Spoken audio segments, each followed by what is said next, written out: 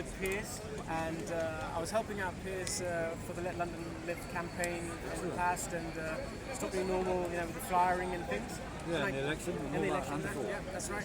And I came up with a kind of simple idea coming from a sales and marketing perspective, and I've just run it by Piers, and it's something that could work, if everybody does it.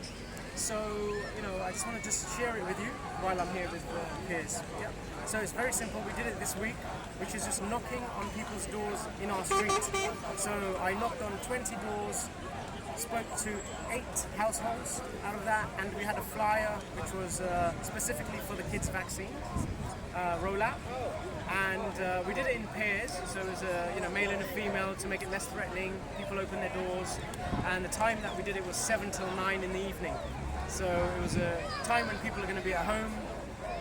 So we've done it for the last 3 days. It's been very successful in that way, and now I'm going to go to my fellow Freedomers street and help them do it as well.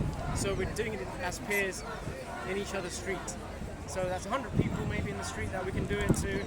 If we note down the numbers of people that we didn't actually talk to and just put the leaflet through their door, then we could go back to those people at some point and maybe just try and have a conversation again.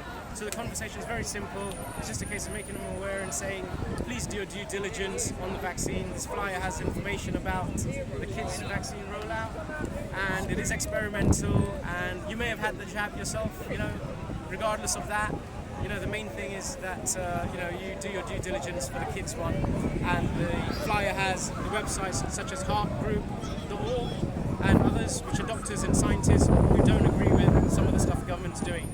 So please make sure you do that. And that's it. The conversation is there. And if there's any questions they have, you can answer those as well for them.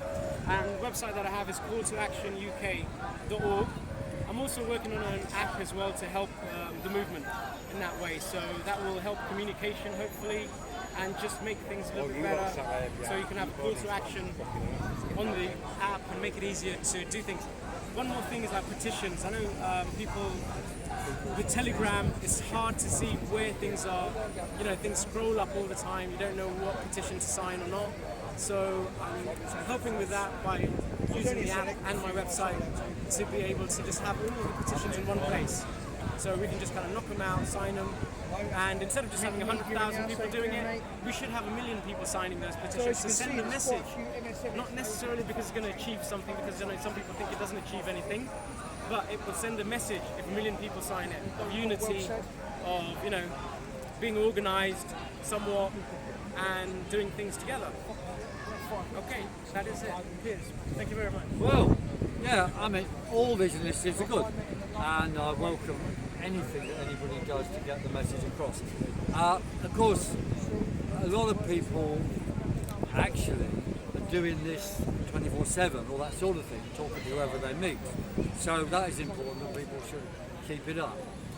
And strategically, what we're trying to do now is to get to the middle ground, the people who are not sure about vax or not, and get them to stand firm and not do it. And the initiatives we're taking to then get good coverage on social media against various institutions like the National Education Union, hopefully get to hundreds of thousands, or certainly tens of thousands, quite quickly. But there is a difficulty, of course, in getting to the wider public that don't necessarily follow so much on social media. So these ideas help that sort of thing.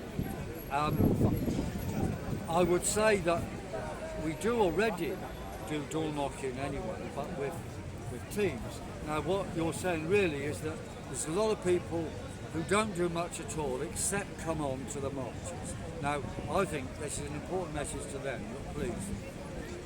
If all you do is come on a march, think, what could you do to build something in your own area? Now, what's been just been said here is part of that. You go around convincing people, you'll find then people who will join you, and then you can do other things.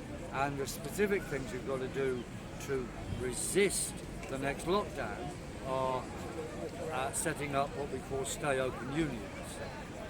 So when you recruited people on the line suggested, get them together to set up stay open unions. So you go to all the shops, and all the businesses in your area and say, will you join the state open union, so that they all support each other when another lockdown comes. And that is explained, and there's a form on the Stop New Normal.net website, and also the Let the UK Live website. And I would say what this helps with the door-to-door stuff is that it bypasses censorship in some sense, because people are getting the message from the BBC and wherever. No, I understand, but see, all this stuff, we might have 1 million, but that's a minority, right? A lot of this million are not going to do much, but I think this is a good appeal to the million people out there. Think of what you can do now, because we're in the final weeks of our summer of discontent, and we need to stop the new world order having the next lockdown. If we win that, we will defeat them. So on day one of the next lockdown, and this is another thing to talk to people about, everybody take to the streets on the day that Boris even starts talking about another lockdown. Then you take to the streets and get more behind the stay open unions and get them to refuse to. So I'm hoping that the app will help to do welcome that. all these apps. Helps to do that. All these apps. And the app actually has a map on it as well. So if you register on the map, it's not come out yet. It's going to be in the next couple of weeks.